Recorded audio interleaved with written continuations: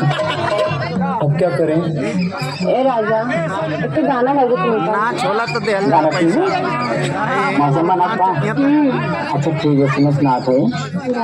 अरे बुढ़ावा जाते पति पकड़ की दरिया दरिया करे गाड़ी में भसी गाओ क्या तुम्हारा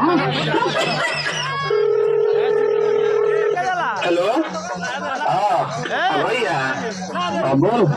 कहते नहीं भौजी से कहते मसाला पीस के रखे के काली आओ तरी अरे खेत को रोता नहीं तो 4 गो लमहर लमहर मूस मिलल बा